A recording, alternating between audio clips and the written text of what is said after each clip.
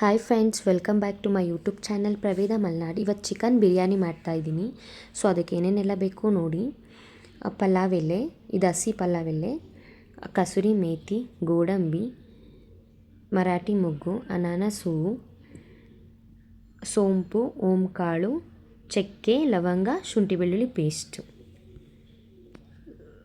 ಮತ್ತು ಈರುಳ್ಳಿ, ಹಸಿಮೆಣಸಿನ್ಕಾಯಿ, ಕೊತ್ತಂಬರಿ ಸೊಪ್ಪು, ಮೆಂತ್ಯ ಸೊಪ್ಪು, ಪುದೀನ ಸೊಪ್ಪು. ಇನ್ನು ಪೌಡರ್ಗಳು ಏನೇನು ತೊಗೊಂಡಿದ್ದೀನಿ ಅಂದರೆ ಬಿರಿಯಾನಿ ಪೌಡರ್, ಧನಿಯಾ powder, chilli powder, garam masala. ನಾನು ಯಾವಾಗಲೂ ಬಿರಿಯಾನಿ ಮಾಡಬೇಕಾದ್ರೆ ತೇಜೋರ್ ಮಸಾಲೆ ಪೌಡರೇ ಯೂಸ್ ಮಾಡೋದು. ಸೊ ಇದಂತೂ ತುಂಬ ಟೇಸ್ಟಿಯಾಗಿರುತ್ತೆ. ಸೊ ಚಿಕನ್ ಮತ್ತು ಮೊಸರು ತೊಗೊಂಡಿದ್ದೀನಿ.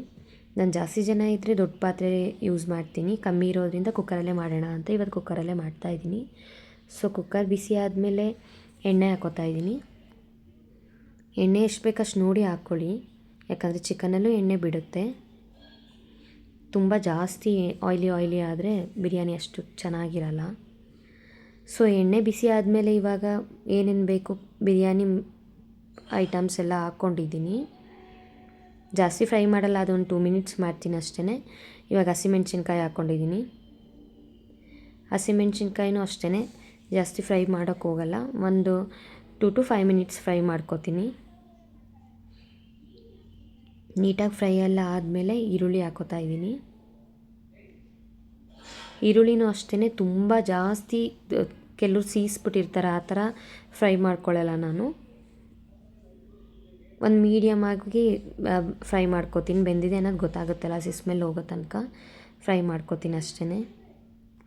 ಇಲ್ಲಾಂದರೆ ಏನೋ ಅದು ಜಾಸ್ತಿ ರೋಸ್ಟ್ ಮಾಡಿಬಿಟ್ರೆ ಸಿಗೋದೇ ಇಲ್ಲ ಬಿರಿಯಾನಿಲಿ. ನೀಟಾಗೆಲ್ಲ ಫ್ರೈ ಆದಮೇಲೆ ಶುಂಠಿ ಬೆಳ್ಳುಳ್ಳಿ ಪೇಸ್ಟ್ ಆ್ಯಡ್ ಮಾಡ್ಕೊತೀನಿ. ಜಾಸ್ತಿ ಕ್ವಾಂಟಿಟಿ ಬೇಕು ಅಂದರೆ ಶುಂಠಿ ಬೆಳ್ಳುಳ್ಳಿ ಪೇಸ್ಟನ್ನ ಸ್ವಲ್ಪ ಜಾಸ್ತಿ ಆ್ಯಡ್ ಮಾಡ್ಕೊಳ್ಳಿ. ತುಂಬ ಮಸಾಲೆ ಬೇಡ ನಮಗೆ ಅಂದರೆ ಕಮ್ಮಿ ಆ್ಯಡ್ ಮಾಡ್ಕೊಳ್ಳಿ. ಶುಂಠಿ ಬೆಳ್ಳುಳ್ಳಿ ಪೇಸ್ಟು ಚೆನ್ನಾಗಿ ತಿರುಗ್ತಾ ಇರಬೇಕು, ಇಲ್ಲ ಅಂದರೆ ಅದು ಪಾತ್ರೆಗೆ ಅಂಟ್ಕೊಂಡು ಕೆಳಗಡೆ ಸೀದೋಗೋ ಚಾನ್ಸಸ್ ಜಾಸ್ತಿ ಇರುತ್ತೆ. ಸೊ ಇವಾಗ ನೀಟಾಗಿ ಫ್ರೈ ಆಗಿದೆ. ನಾನಿಲ್ಲಿ ಫಸ್ಟು ಮೆಂತ್ಯ ಸೊಪ್ಪು ಆ್ಯಡ್ ಮಾಡ್ಕೊತಿದ್ದೀನಿ.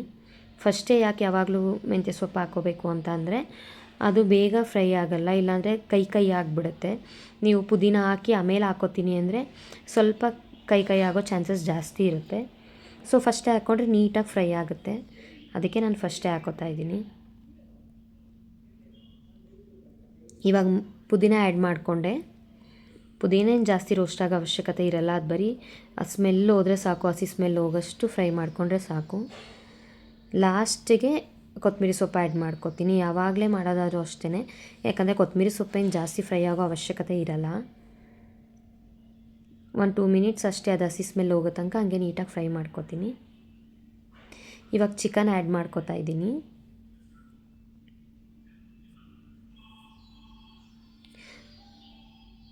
ಸೊ ಚಿಕನೆಲ್ಲ ಹಾಕ್ಕೊಂಡು 1-2 ನಿಮಿಷ ಅದನ್ನು ಹಂಗೆ ಫ್ರೈ ಮಾಡ್ಕೊತಿದ್ದೀನಿ. ಇವಾಗ ಏನೇನು ನಿಮಗೆ ಪೌಡರ್ಗಳು ತೋರಿಸ್ದೆ ನಾನು ಅದನ್ನು ಆ್ಯಡ್ ಮಾಡ್ಕೊತಾ ಇದ್ದೀನಿ. ಇವಾಗಲೇ ಯಾಕೆ ಹಾಕೋತಿದ್ದೀನಿ ಅಂತ ಅಂದರೆ ಅದು ನೀಟಾಗಿ ಚಿಕನ್ಗೆ ಎಲ್ಲ ಮಸಾಲೆ ಚೆನ್ನಾಗಿ ಹಿಡಿಯುತ್ತೆ. ಸೊ ಅದಕ್ಕೆ ಇವಾಗಲೇ ಎಲ್ಲ ಹಾಕ್ಕೊಬಿಡ್ತಿದ್ದೀನಿ. ಇಲ್ಲಾಂದರೆ ಚಿಕನ್ ಸಪ್ಪೆ ಇರುತ್ತೆ, ಬಿರಿಯಾನಿ ಟೇಸ್ಟಿಯಾಗಿರುತ್ತೆ. ಕೆಲವ್ರು ಬಿರಿಯಾನಿಲಿ ಚಿಕನ್ ಲೈಕೇ ಮಾಡಲ್ಲ, ಅದಕ್ಕೆ ಈ ಥರ ಮಾಡಿಕೊಂಡ್ರೆ ಅದು ನೀಟಾಗಿ ಮಸಾಲೆ ಹಿಡ್ದಿರುತ್ತೆ. ಸೊ ಇವಾಗ ಒಂದು 5 ನಿಮಿಷ ಅದನ್ನು ಬೇಯಿಸ್ಕೋಬೇಕು, ಯಾಕಂದರೆ ಚಿಕನ್ ಎಲ್ಲ ನೀಟಾಗಿ ಎಣ್ಣೆ ಬಿಡೋಕ್ಕೆ ಸ್ಟಾರ್ಟ್ ಆಗುತ್ತೆ. ಸೊ 5 ನಿಮಿಷ ಸಾಕು, ಬೆಂದಿದೆ ನೋಡಿ, ಈ ಥರ ಆಗಿರುತ್ತೆ, ಜ್ಯೂಸಿ ಆಗಿರುತ್ತೆ. ಇದಕ್ಕೆ ಮೊಸರು ಆ್ಯಡ್ ಮಾಡ್ಕೊತಾ ಇದ್ದೀನಿ. ಮೊಸರು ಏನಕ್ಕೆ ಅಂತಂದರೆ ಚಿಕನ್ ಸ್ವಲ್ಪ ಸಾಫ್ಟ್ನೆಸ್ ಬರುತ್ತೆ. ಸೊ ಅದಕ್ಕೋಸ್ಕರ ಮೊಸರು ಇವಾಗಲೇ ಆ್ಯಡ್ ಮಾಡ್ತಾಯಿದ್ದೀನಿ. ಮತ್ತು ಸಾಲ್ಟು ಇವಾಗಲೇ ಹಾಕೋತಿದ್ದೀನಿ, ಯಾಕಂದರೆ ಚಿಕನ್ನು ಸಪ್ಪೆ ಇರುತ್ತೆ, ಉಪ್ಪು ಹಿಡ್ದಿರಲ್ಲ, ಬಿರಿಯಾನಿ ಜೊತೆಗೆಲ್ಲ ಹಾಕಿ ಮುಚ್ಚಿಬಿಟ್ರೆ. ಸೊ ಇವಾಗಲೇ ಹಾಕ್ಕೊಂಡು ಒಂದು 5 ನಿಮಿಷ ನೀಟಾಗಿ ಬೇಯಿಸ್ಕೊಂಡ್ರೆ ಸಾಕಾಗುತ್ತೆ. ಅದನ್ನು ಕೆಲವರು ಅಕ್ಕಿನ ಲಾಸ್ಟಲ್ಲಿ ಹಾಕ್ತಾರೆ ಕುದಿಬೇಕಾದ್ರೆ, ನಾನು ಫಸ್ಟೇ ಹಾಕೋತೀನಿ. ಯಾಕಂದರೆ ನಮ್ಮ ಮನೇಲಿ ಎಲ್ಲರಿಗೂ ಮುದ್ದೆ ಥರ ಮಾಡೋದು ಇಷ್ಟ ಆಗೋಲ್ಲ, ಅವ್ರಿಗೆ ಎಲ್ಲ ಉದ್ರಾಗಿರಬೇಕು ಅನ್ನ.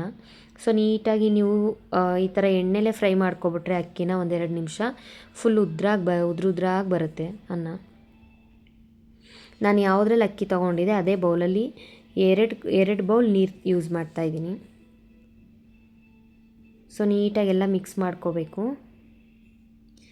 ಮತ್ತು ಇದು ನೀರೆಲ್ಲ ಹಾಕಿ ಎಲ್ಲ ಆದಮೇಲೆ ಲಾಸ್ಟಲ್ಲಿ ಒಂದು ರೌಂಡ್ ಟೇಸ್ಟ್ ನೋಡಿ, ಮತ್ತು ನಿಮಗೆ ಸಾಲ್ಟ್ ಏನಾದರೂ ವೇರಿಯೇಷನ್ ಇದ್ದರೆ ಸಾಲ್ಟ್ ಹಾಕೋಬೋದು.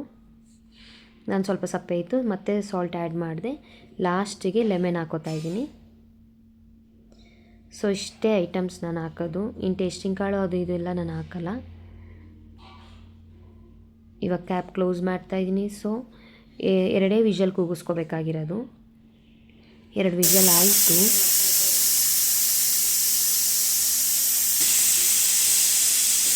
ಇವಾಗ ಅದನ್ನು ನೀಟಾಗಿ ಹೇಗಾಗಿದೆ, ಮಸಾಲೆ ಎಲ್ಲ ಮೇಲ್ಮೇಲೆ ಇರುತ್ತೆ ಆಲ್ಮೋಸ್ಟು. ಸೊ ಅದನ್ನು ನೀಟಾಗಿ ಮಿಕ್ಸ್ ಮಾಡ್ಕೊಳ್ಳೋಣ. ವಾವ್, ಸಖತ್ತಾಗಿದೆ.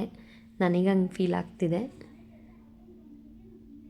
ನೋಡಿ. ಕೆಳಗಡೆ ಮಸಾಲೆ ಇರುತ್ತೆ, ಅದನ್ನು ಯಾವಾಗಲೇ ನೀವು ಮಾಡಿದ್ರೂ ಮೇಲೆ ಮಸಾಲೆ ಬಂದು ನಿಂತಿರುತ್ತೆ. ಸೊ ಅದನ್ನು ಒಂದು ರೌಂಡ್ ಮಿಕ್ಸ್ ಮಾಡಿ ಈಗ ಪ್ಲೇಟಿಗೆ ಸರ್ವ್ ಮಾಡ್ಕೊತಾ ಇದ್ದೀನಿ. ಫ್ರಾಗ್ರೆನ್ಸ್ ಅಂತೂ ಸಕ್ಕತ್ತಾಗಿದೆ.